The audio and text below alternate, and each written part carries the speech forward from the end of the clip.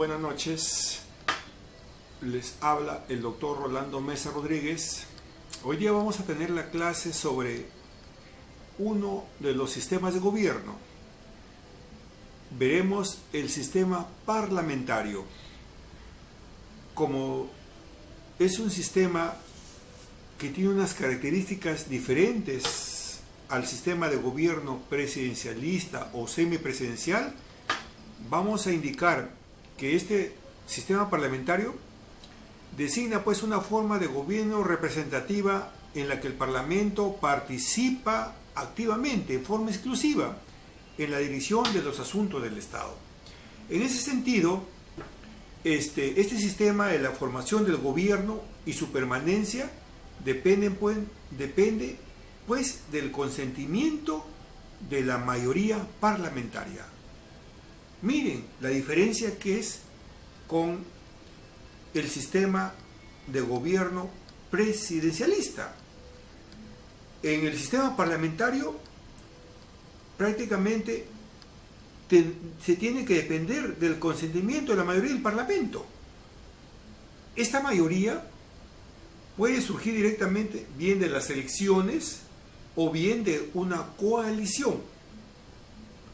O sea, no es suficiente con que el Parlamento elija al jefe de gobierno para hablar de un sistema parlamentario. Es necesario también que el Parlamento no comparta con ningún otro órgano del Estado la dirección de los asuntos públicos. Es decir, es un sistema estrictamente parlamentario. En este sistema parlamentario se pueden distinguir los siguientes elementos. Un poder ejecutivo. Dividido ese poder ejecutivo entre el jefe de Estado, que puede ser el monarca o presidente, y el jefe de gobierno, que es el primer ministro. Él es el hombre clave de este sistema.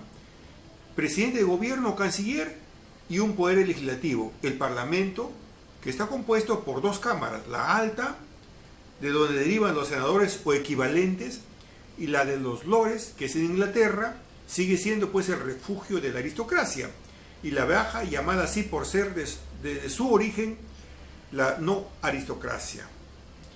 De los comunes, pues en Inglaterra podemos decir que representa al pueblo, equivalente a la Cámara de Representantes en Estados Unidos y a la Asamblea Nacional en Francia o al Congreso de los Diputados en España. Con la excepción inglesa, entonces, en todos los países con sistemas parlamentarios, los miembros de la Cámara Alta surgen de procesos electorales. Inglaterra no. Aquí el jefe de Estado tiene una función realmente simbólica en el sistema parlamentario, que puede ser decisiva solamente en casos de crisis política profunda. Por decir, el rey Juan Carlos de España en la transición política, por ejemplo. Pero no dispone de atribuciones políticas, por decir, en la práctica el jefe de Estado acata la decisión del electorado o de la mayoría parlamentaria. Las prerrogativas del Ejecutivo pues se ejercen por medio del gabinete alrededor del primer ministro, ¿no? Este gabinete es responsable frente al Parlamento y en todo momento decimos que puede destituirlo por el voto de una moción de censura o rechazarlo, ¿no?, por medio de una cuestión de confianza. En contrapartida, pues, el primer ministro puede, en nombre del jefe de Estado, decidir la disolución del Parlamento.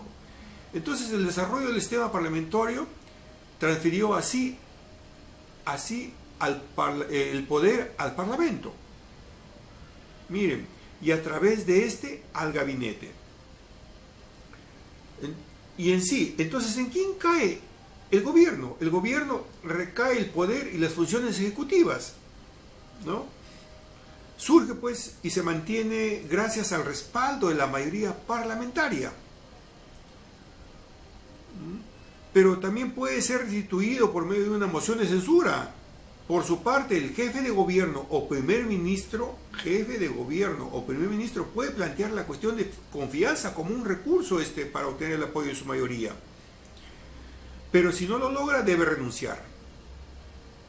Eso es lo que pasa con el primer ministro. En caso de un conflicto irresoluble, o sea que no se puede, el primer ministro puede recurrir a la disolución del Parlamento y a la celebración de nuevas elecciones para elegir nuevos parlamentarios.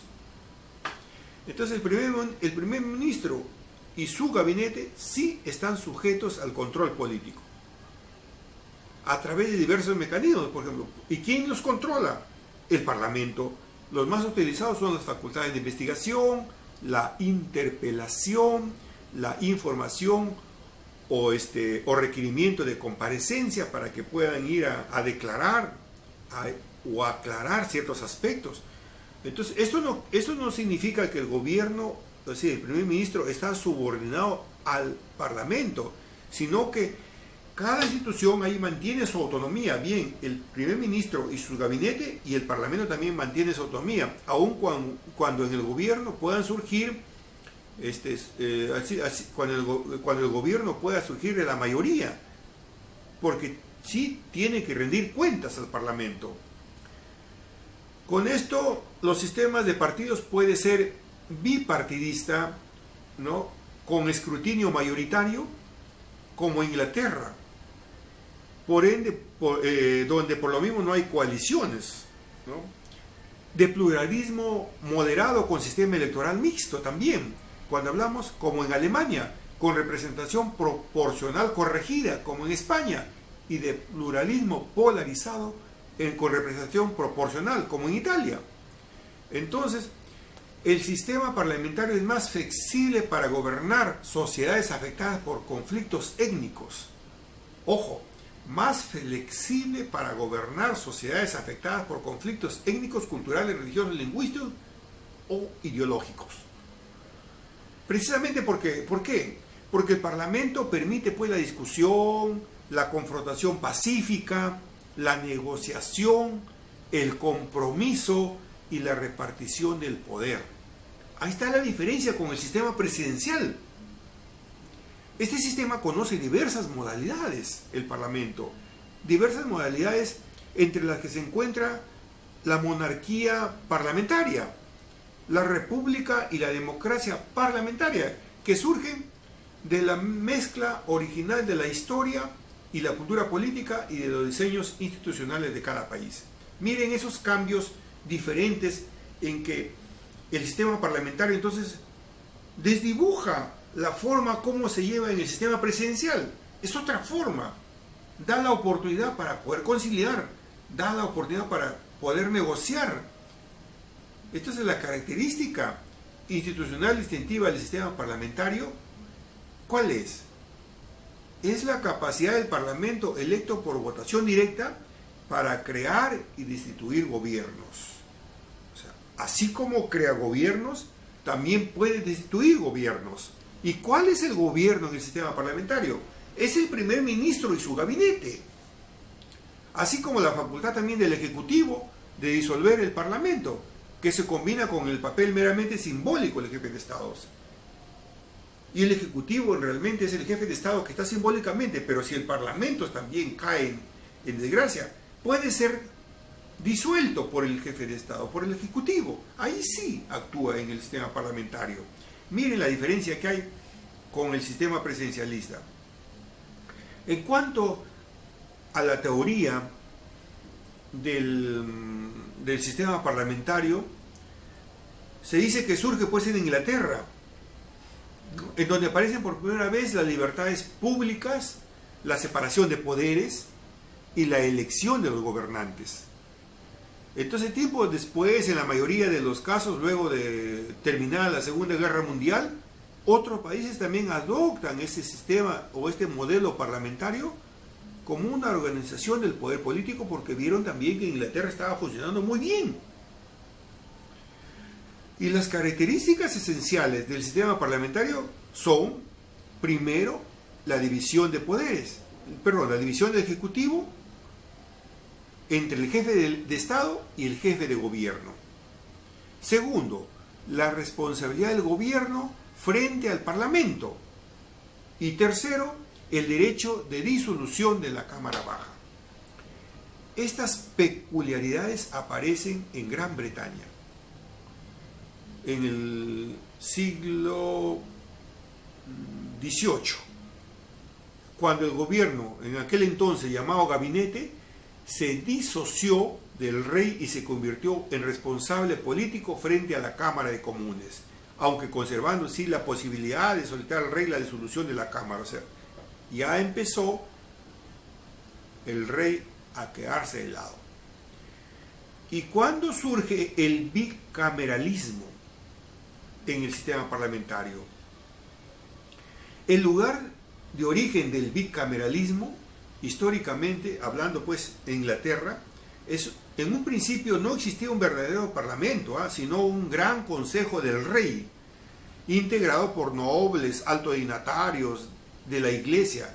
En los siglos XI y XII, el rey estaba rodeado por consejeros, elegidos por él dentro de sus pares de la nobleza, el alto clero. O sea, los que conformaban eran ellos, y que se reunían en un órgano único.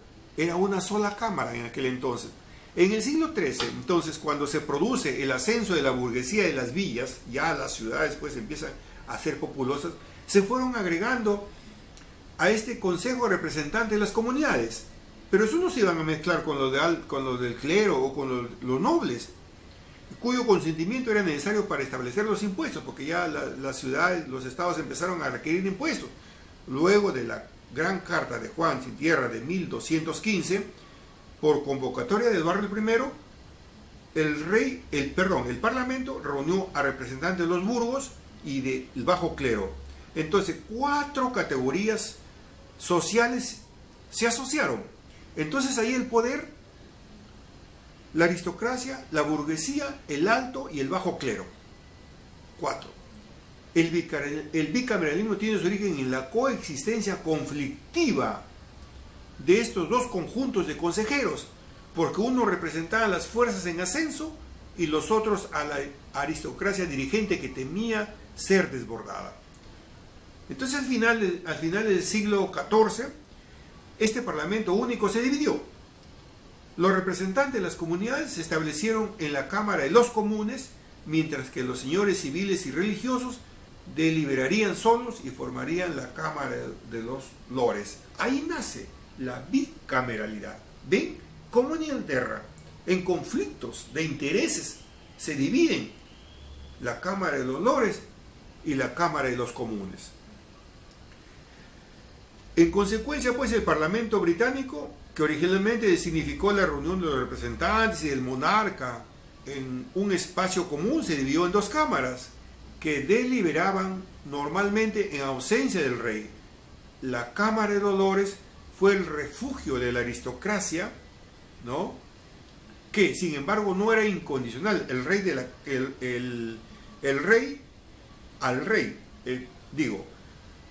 La Cámara tampoco de los Comunes. O sea, ambas cámaras tenían relación con el rey. Entonces, por eso se elige una base más amplia que representa pues al pueblo, o más exactamente a las élites sociales no aristocráticas. Es la Cámara de los Comunes la que va a representar. Así nace pues la bicameralidad en Inglaterra. ¿Cuáles son las funciones del Parlamento? Hasta el siglo XVIII el Parlamento solo intervenía en la forma de las decisiones relativas al establecimiento de impuestos. Pero poco a poco se fue desarrollando esto. ¿Gracias a qué? Al poder financiero, hasta conquistar también la facultad de hacer leyes. Primero era recopilador de impuestos, después empezó a legislar. El régimen representativo adquirió la forma de aquel en cuyo seno una pues o 2 asambleas elegidas sobre una base más amplia, ¿no?, y que representaba esto al pueblo, o más exactamente a las élites sociales no aristocráticas. En Inglaterra, hasta el siglo XIII, era el rey quien detentaba el poder legislativo. El rey era el que legislaba hasta el siglo XIII. Y solo cuando consideraba necesario solicitaba el respaldo del Parlamento. Pero poco a poco el Parlamento, con la Cámara de los Comunes, fue estableciendo la costumbre de desarrollar una especie de negociación cuando el rey le solicitaba votar nuevos impuestos al acordar un cierto número de medidas legislativas que el rey debería acatar. empieza a negociar ya no directamente a lanzar leyes sobre impuestos. El Parlamento votaba un proyecto de texto que el rey transformaba en ley, convirtiéndose así en obligatorio. Como podía esperarse, entonces, esta situación se desarrolló en un marco conflictivo o problemas, porque no es fácil pues todavía, porque estamos hablando de un sentido muy joven de este tipo de sistema parlamentario. El monarca defendía la idea de mantener su poder, porque se creía unipotente. Pero a finales del siglo ya XVII, el régimen británico era ya completamente representativo. La Carta de Derechos reafirmó la exclusividad del Parlamento. Miren cómo va evolucionando para el establecimiento de los impuestos. Y precisaba que esta medida podía acordarse solo una vez al año, lo que forzaba al rey a reunir al Parlamento cuando menos una vez al año. Ya no era cada vez que se le antojaba al rey. Por otra parte, quedó establecido también que el rey no tomaría ninguna decisión que no hubiese sido previamente objeto de un acuerdo parlamentario. Le recortaron la omnipotencia al rey, claro, poco a poco fue perdiendo fuerza. Por su parte, el rey no le queda más que la posibilidad de rechazar dichos acuerdos parlamentarios, porque hasta entonces disponía del derecho de voto. Suficiente, no tenía más. Entonces, de los principios de años de ese siglo, la separación de poderes fue ya indiscutible, ya se fue dando. El Parlamento detentaba el poder legislativo y votaba los impuestos. El rey detentaba el poder ejecutivo, es decir, las cargas de la administración civil y militar de la diplomacia. Si bien la justicia era todavía impartida a nombre del rey, recuerden que no había los tres poderes, la libertad política quedaba garantizada por una ley llamada Habeas Corpus, votada en 1679, según la cual ninguna detención debería ser irregular. O sea, miren cómo el sistema parlamentario se va manejando de otra manera. Hay un principio también de responsabilidad política en el sistema parlamentario, que es la moción de censura. El esquema es que el rey poseía el control del poder ejecutivo. Cambió eso hacia el siglo XIX. El primer ministro se convirtió en el verdadero jefe del ejecutivo y el rey adquirió una función simbólica. ¿Cómo sucede ahora?